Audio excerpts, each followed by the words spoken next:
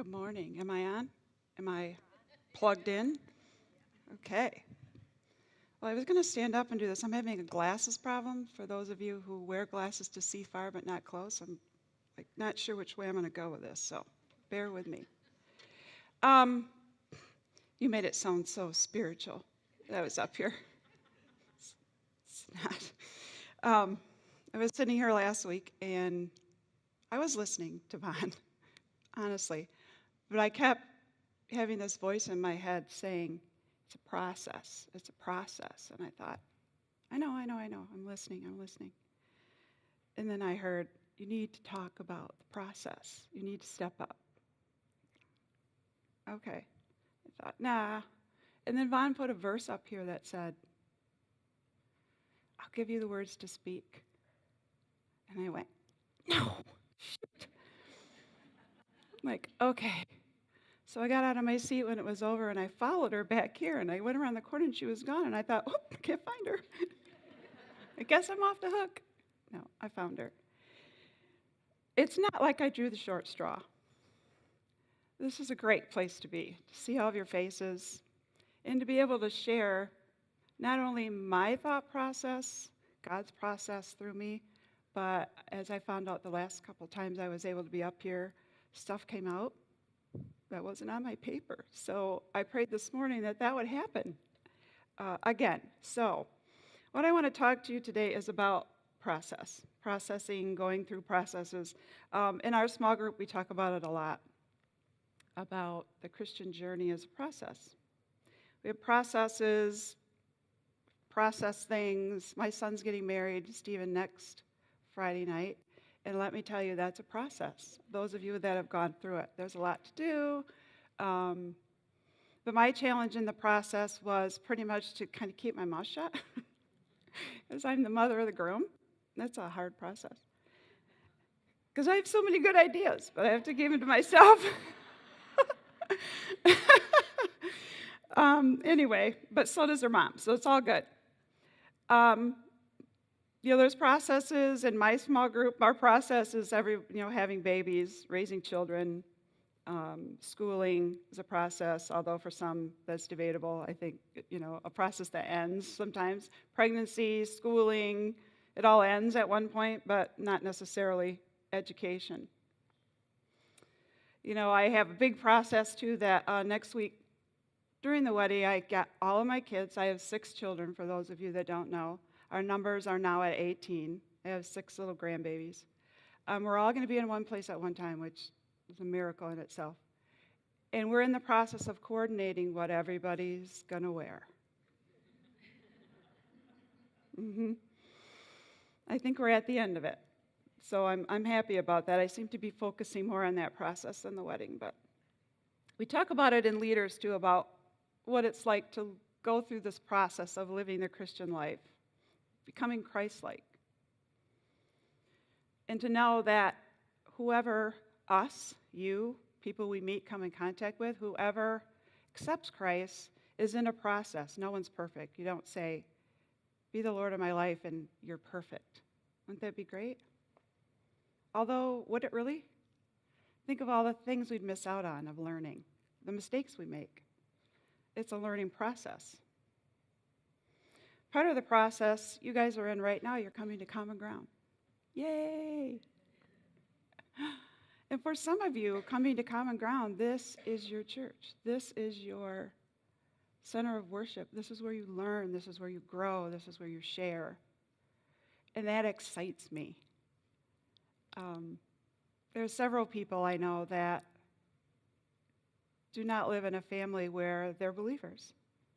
So their opportunity is Bible study, or they go to church on their own because of that process. They want to learn. They want to grow closer to God. Well, in our lesson, we have a question that says, the reality is that Christians sin daily. How do we reconcile this with the statement that God's children do not continue sinning? Did anybody what? That was a little confusing. I remember a couple weeks ago, Vaughn told us that we're all saints. And I thought, yeah, but we're saints who sin. So we're saints who are sinners. There it is again. Two statements. True, but they're kind of opposite in my mind. When answering this question, we find out that you become a child of God, that God is in you, you are in Him. Remember, as a child of God, we're plugged into the source that never fails. Sometimes, daily, according to this question that we went over, we fail. Our source, Jesus, never fails. He doesn't blow a circuit or He doesn't get unplugged from us. He never fails. He's always there. He never gives up on us, His kids.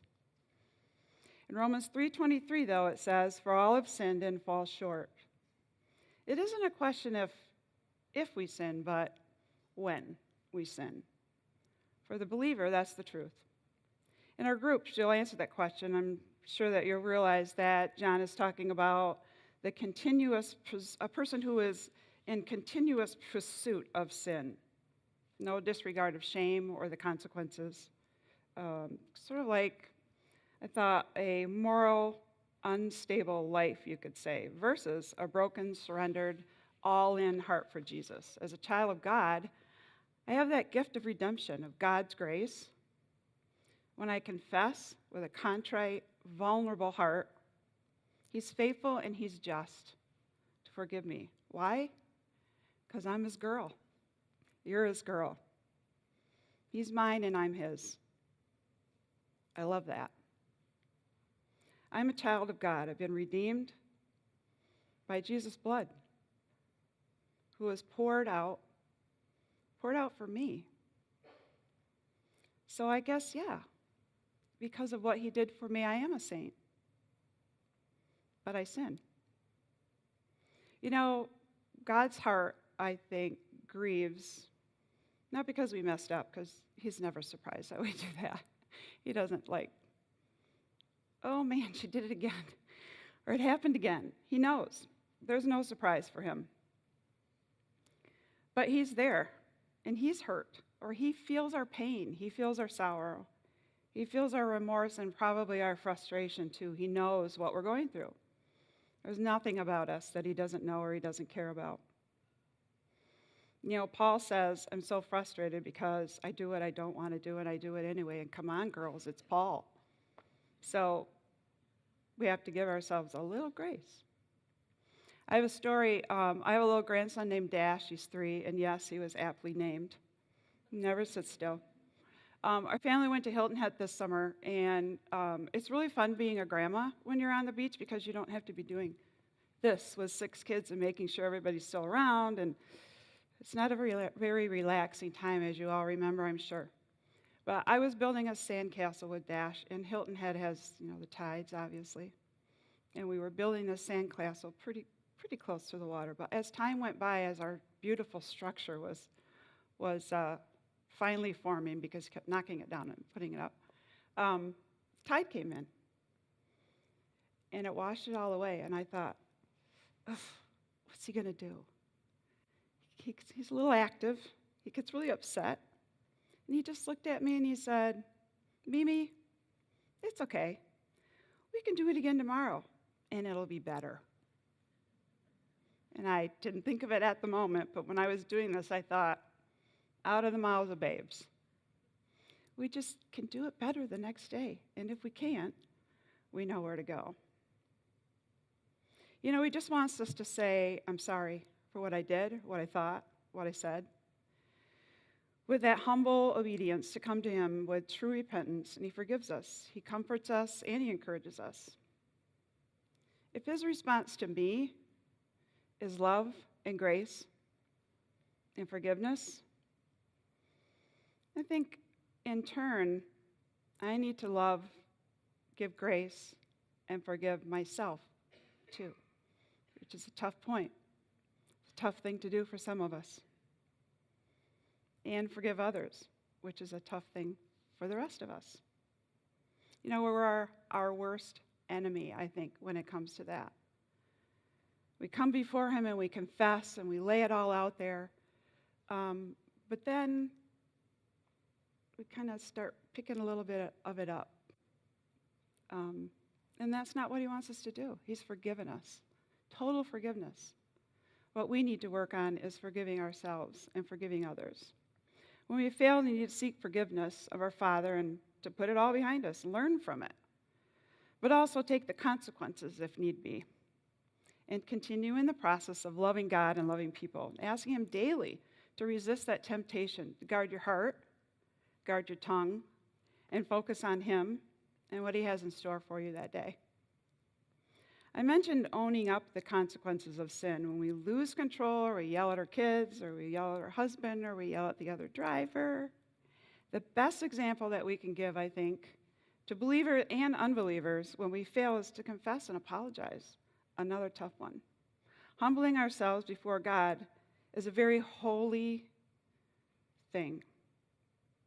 To confess, to have communion with him, but humbling and professing to those who we kind of screwed up in front of, that's a pretty tough pill to swallow. But non-believers need to know that we're not perfect. We fail, we lose our temper, we gossip, we covet. For sure, they know we're not perfect, but I think sometimes they think we think we are. If we fail in front of them, we fail in front of them. But I think it's more how we react to that, what we do about it after that happens. An apology goes a long way to our kids, to our friends, even to somebody you don't know. I think it shows God's heart, and it shows your growth and your love for others. Say, I can't believe I did that. I'm so sorry. And to say, will you forgive me? That has them enter into the process, not only for them, but you. That's pretty powerful. It's a powerful witness to show God in you and to show that you've learned, you're growing, and you're becoming a stronger follower of Christ. When you fail, and we will, don't beat yourself up. Learn about it. Learn from it. Lift yourself up in the knowledge that you're his child, and you've been forgiven through him. And you have the encouragement of the Holy Spirit to guide you, to embrace you. Try the fruits of the Spirit. Memorize them. Put them on a card. Put them anywhere. Put them on your mirror. If you run through those before you open your mouth, or you go into a situation where you know, I just need strength for this, that is pretty powerful strength. And remember, we're God's beloved daughters and saints. So I just urge you today, just claim it. Thank you.